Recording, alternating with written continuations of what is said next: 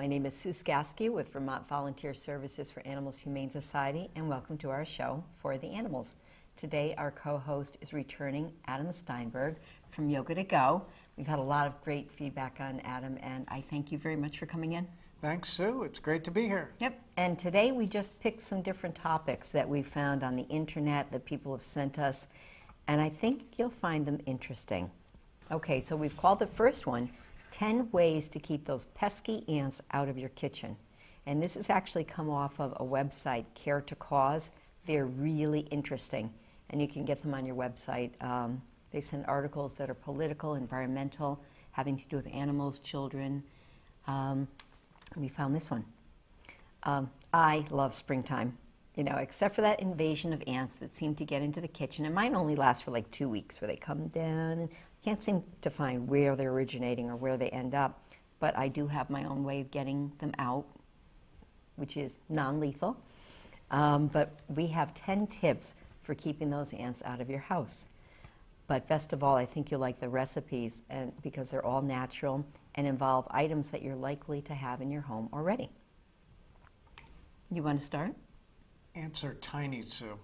So the best way is prevention. That's true. Prevention, what is it? By plugging small holes, we can prevent them from coming into our house. Okay. Which also saves money in the wintertime, because plugging all of those holes prevents drafts. Drafts waste energy. That's true. Okay, so deterrence. Deterrence. All right. Next. Caulk? Mm-hmm. Caulk is a great way to fill those holes, Sue.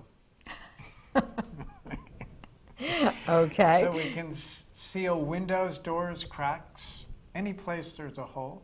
Yeah, and it's also the least risky if you have animals or kids. If the holes are big enough, steel wool works great for mice.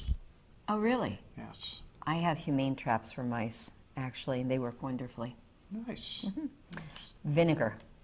If you clean your surfaces in your home with half and half solution of white distilled vinegar and water, and as an added bonus, there's a great mixture to use for cleaning in general, and it replaces detergents with polluting phosphorus. Vinegars work because ants hate the smell, and the vinegar removes the scent trails that they use to get around. So I guess when they walk, they leave their little footprints so they know their trail. Did you know that? I had no idea, Sue. Now you know. Thanks. Also, lemon juice. Just like vinegar, lemon juice also seems to destroy those scent trails that ants follow. If you try spraying lemon juice around the places you think ants are using for entranceways, that'll deter them. And it smells delicious. Mm-hmm. That's true. Peppermint oil, it's so invigorating. It's good for humans, and it repels all sorts of bugs, including ants. It repels ticks. Really? It does. I wonder if you could put peppermint oil on your animal, on your dog or your cat. I do, on the dogs. Really? I do. So you don't use any of the over-the-counter remedies?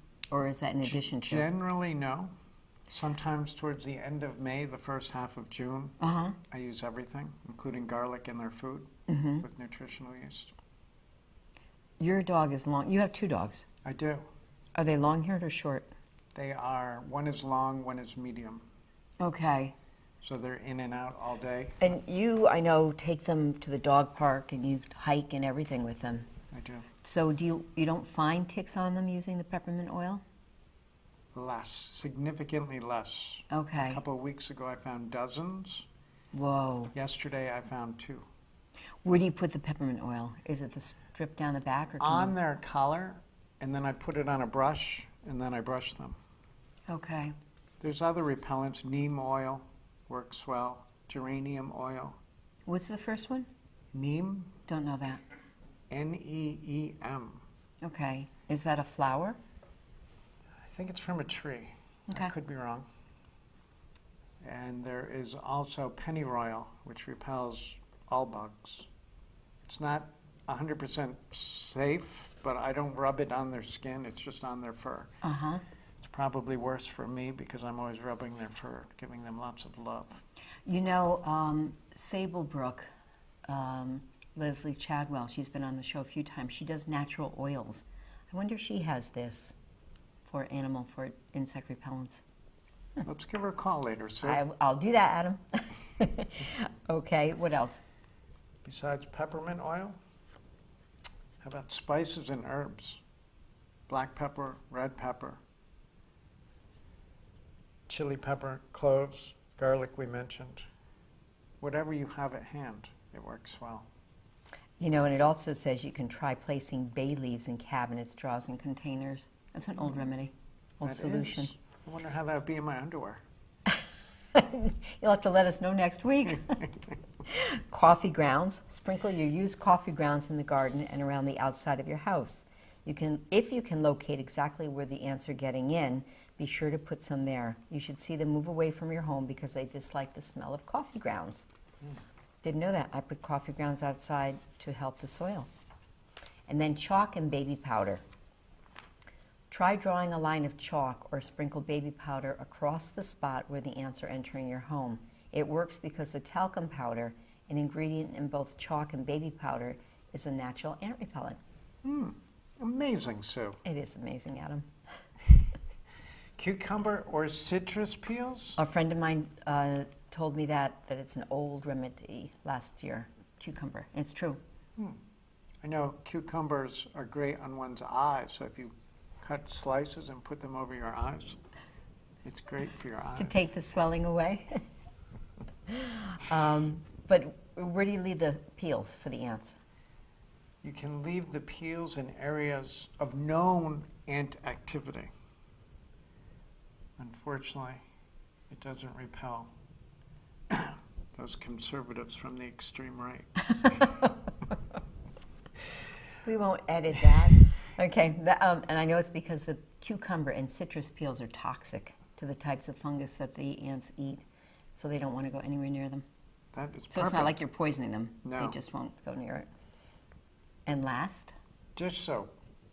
You can use a very thin line around baseboards, windows, doors, and wherever else the ants tend to congregate. okay. And for anybody that has cats, what I found, put a little bit of cat food on a flat surface, like a tin can top or whatever, and the ants flock to it. Then you can take them and put them outside. Rotate, because, you know, they're good for your garden. If you want to read more on this, we're going to have the address site up on the bottom of the screen. Okay, next topic. Chicken a la arsenic. We found this article as well on Cause to Care website and found it interesting and very scary. So if you eat chicken, you need to be listening to this. Go ahead. Farmers feed chickens arsenic, and people eat the chickens. And then people have arsenic inside them. That isn't good. No, and But arsenic, I have to say, is really only one of the many, many chemicals that chickens are fed. oh, I'm sure. There's loads of antibiotics, which is really the only reason the chickens survive the whole growth process at all. It's a tough life. Well, the arsenic at issue isn't the same lethal dose as one would poison one with one dose. But by the time it reaches people's guts, it's known as inorganic arsenic. And instead of killing quickly, it can work slowly towards the same end goal, using any number of weapons, colon cancer, heart disease, diabetics, cognitive defects. So it's a slow acting.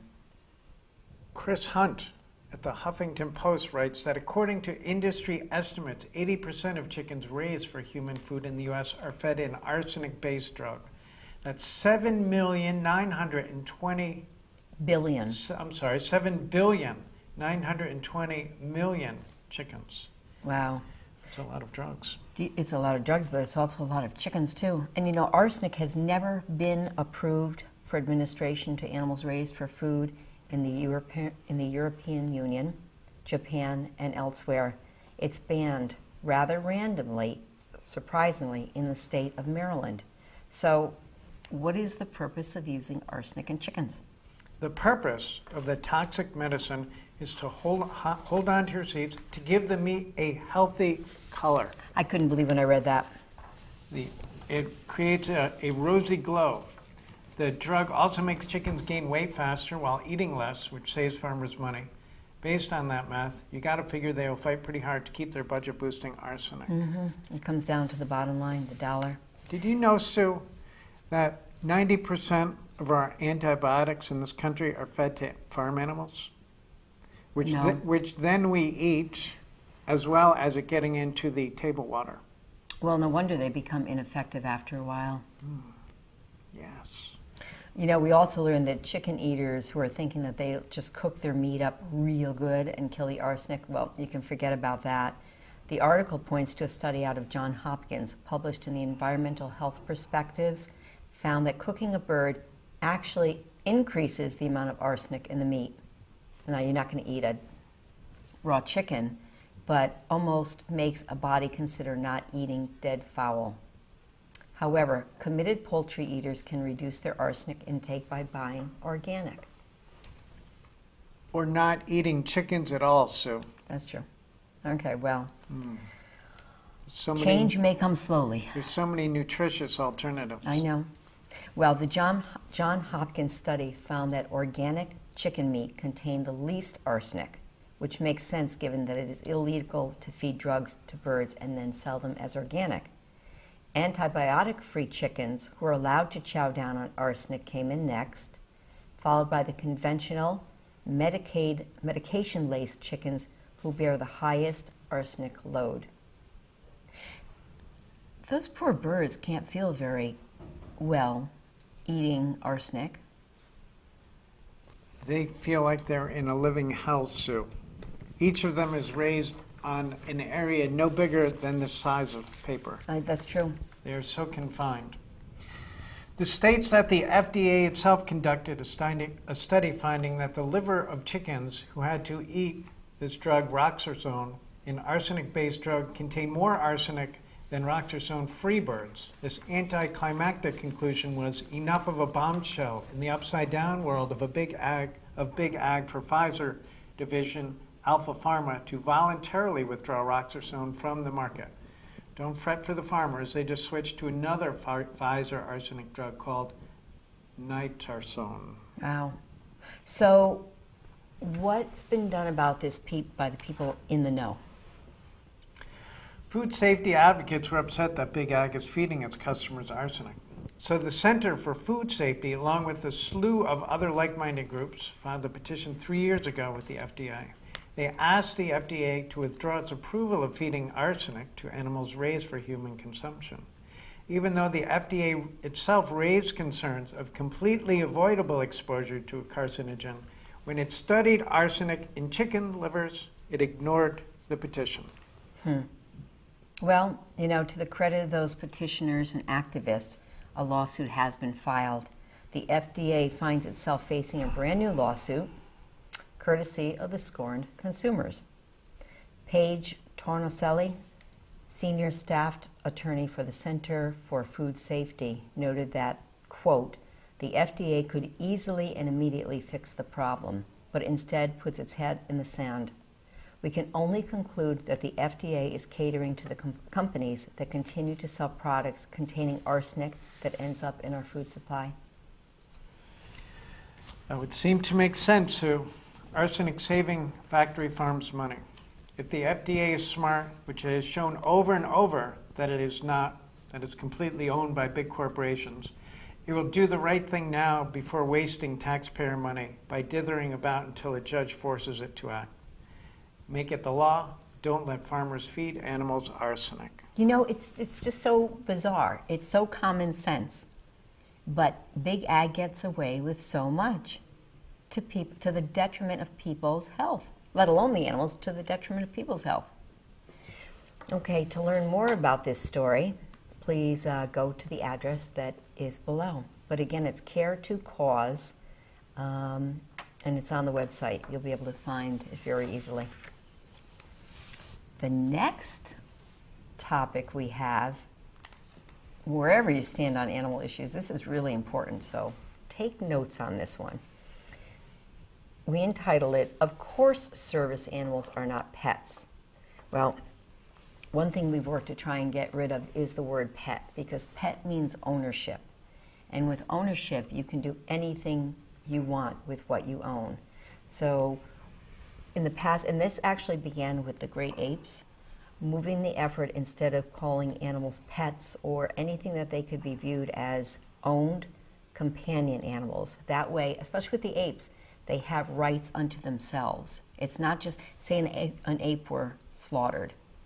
That ape should have its own rules and laws protecting it, not just if that ape belonged to someone.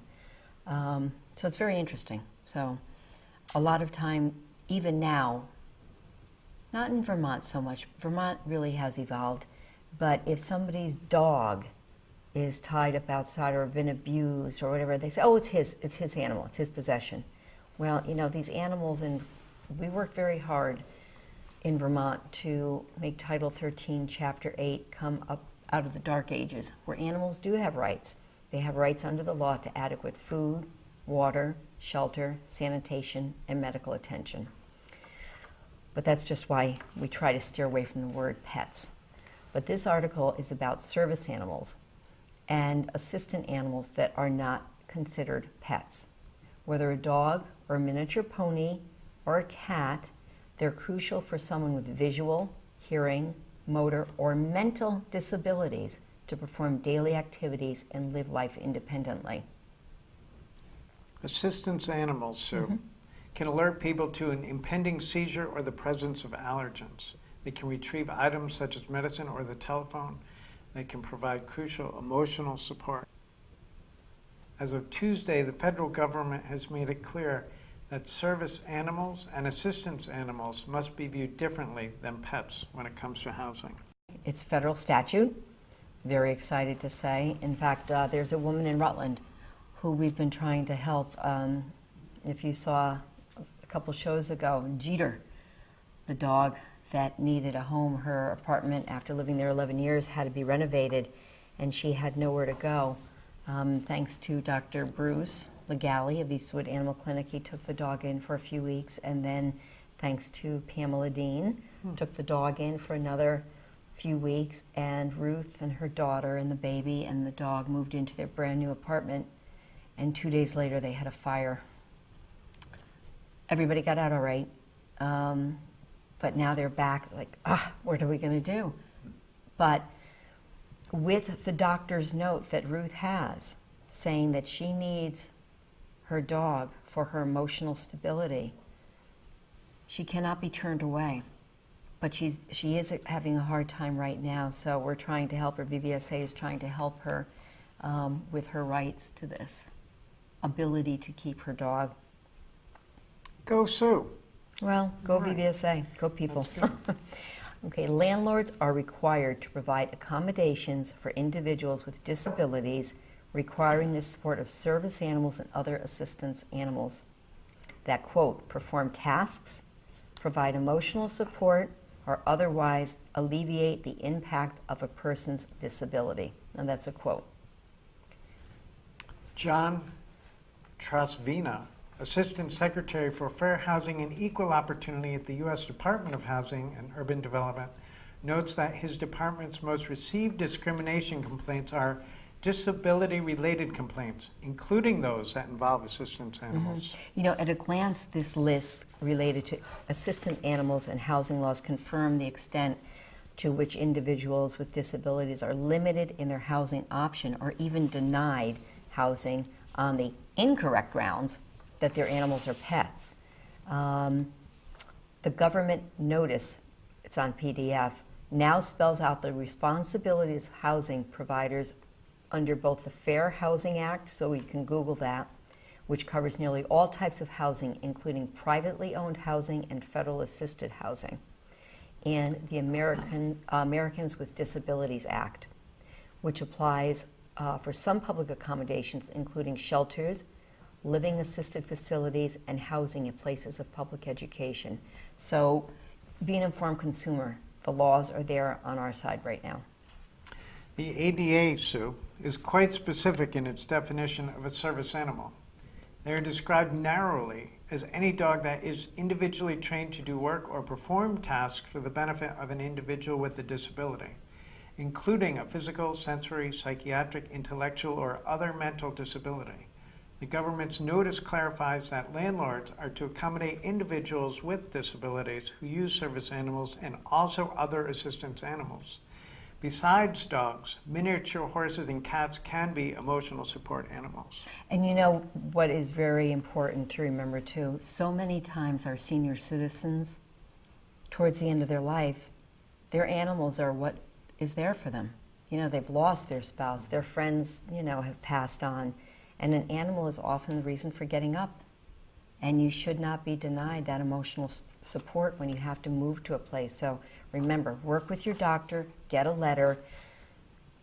You do not have to explain the reason, by the way, for your disability. You have to show the letter from your doctor, but you don't have to go into detail about what your disability is. So the law really is good here. Under the Fair Housing Act, landlords must provide, quote, reasonable accommodations, end quote, to individuals with disabilities who need the assistance of an animal. Accordingly, pet restrictions cannot be used to limit or deny housing to those relying on assistance animals, and housing providers cannot charge individuals with disabilities a pet deposit. I think that part's awesome. That is awesome, Sue. The government also makes it clear how much medical and other private information a person must provide to a housing provider. A landlord may request documentation about a person's disability and/or their need for an assistance animal due to their disability, and that disability is not readily apparent or known to the provider. When, for instance, an individual needs an animal for emotional support, but the housing provider may not request access to medical records or medical providers or provide detailed or extensive information or documentation of a person's physical or mental impairments. So, an assistant animal is not a pet. It's an animal that works, provides assistance, or performs tasks for the benefit of a person with a disability, or provides emotional support that alleviates one or more identified symptoms or effects of a person's disability. The federal notice underscores. It is truly good news for individuals who rely on service and assistance animals. The government's notice shows the greater embracing and understanding of the often essential and life-saving role that animals can play in people's health. And if you need more information on that, you can go to the website that we'll show below, but you can also call VVSA and we'd be glad to direct you to the place to find it. Okay, our last and final one makes a lot of sense. Okay, this one we found online as well. Vet says pot use on pets, again, animals, could put off putting them down. This is by Sarah Parnas, ABC News. It aired Saturday, May 4th, 2013, on ABC. With several states now deregulating marijuana in the past year, a California veterinarian is sparking debate over whether America's sick animals could benefit from some bud. Doug Kramer, the pet doctor behind the Vet Guru Animal Veterinary Center, tells a compelling story of how his dog, Nikita, same name as my dog, used the THC treatment to increase her quality of life while she suffered from untreatable cancer. She had gone through all of the traditional pain medications, even steroids. When it became clear that she was nearing the end, that's when she had nothing to lose as long as it didn't hurt her, the vet told Vice magazine. At the first dosage, she was up and around. You know, Kramer also sells a guide in his website that instructs readers how to create an herbal extract in their own home. Though for legal reasons, he's removed all references to medical marijuana in his book. He thinks treating pets with medical marijuana could also help owners put off putting them down without the guilt of knowing they're in pain. And I know there are different types of marijuana for different symptoms, everything from MS to insomnia to emotional, but pain is a very, very real thing, whether it's 2 legs or 4 legs, and if you can do this with something as benign as medical marijuana or marijuana versus steroids that are going to destroy your system eventually, or other toxic ingredients, it makes sense. It does make sense, Sue, except for those big businesses that benefit from keeping it illegal. Oh, please don't even get me started on that. Would that be the liquor industry, for one? For one. A poll released earlier this month showed more than 50% of Americans support legalizing marijuana, though the poll did not specify whether it was intended for human or animal consumption. Maryland Governor Martin O'Malley signed a bill legalizing marijuana for medical use, making his state the 19th, plus the District of Columbia, to do so. A business less than 3 miles away from the White House called Capital City Care announced last week that it was the first licensed dispensary to open its doors in D.C. That is amazing, just down the road. That's Well, beautiful. I know. Yeah. If the push for Kush... Things could improve in Washington. It could. There's hope. If the push for Kush for pets grows, people for the ethical treatment of animals could get on board with the movement, according to PETA President Ingrid Newkirk. Our position is that anything that can help animals, if it's truly properly administered in the right amount and can relieve a dog's pain, then they should be given the same consideration that humans in pain are given. People amuse themselves by blowing smoke in a dog's face to get him high or getting the cat drunk, and so you know that's something that one has to guard against, she said. It has to be a genuine medical need, and if that is the best course of treatment, then we're in favor of it. Right. Though the Food and Drug Administration has not approved the use of marijuana for any purpose, there's a synthetic form of THC, the active ingredient in marijuana, called dronabinol or Marinol, that the FDA approved. At least 2 veterinarian textbooks provide recommendations for treating pets with this. So they don't advocate getting your animal stoned by puffing it at the poor thing's face. Although it's still not it doesn't have all of the constituents of the natural Right, plant. exactly. My mother was suffering from side effects of chemo, and they tried Marinol. In the first 2 days it worked, and then the benefits subsided. Really? And she was too nervous about trying the genuine herb because of illegality. See, isn't that, but we've been so conditioned by the food and drug to think, okay, a compound, a medicine, a narcotic is better than something natural. It's patentable, big business, money. You're right. Money, You're money. absolutely right. Lynn White Shim, Assistant Director with the Division of Scientific Activities of the American Veterinary Medical Association, said legalizing medical marijuana use for pets is a brand new idea for her organization, so that it does not have a policy on the issue yet. But the group advises vets to take into account both sound and clinical judgment and describes how to stay in compliance with federal, state, and local laws and regulations when treating an animal. And she also stressed the importance to conduct research into the effects such a drug would have on animals before going forward with the treatment, because not all drugs act the same on humans and animals, which we know. Some medications, like opiates, are used in animals, even though they're only labeled for use in humans, White Shim said. Even those scenarios we believe veterinarians must use according to their best judgment. Well, and just in Vermont this past week. Decriminalization. It's a beautiful thing. Yep. So progress. We're moving. You know what? We live in a great state. Okay. We hope this has been helpful to you, and I want to thank everybody for watching For the Animals, and please join us next week. And if you have any comments, go online, contact us that way, or give us a call at 672-5302, and we invite you to come down and be part of the audience any week. Thanks, Adam. Thank you, Sue.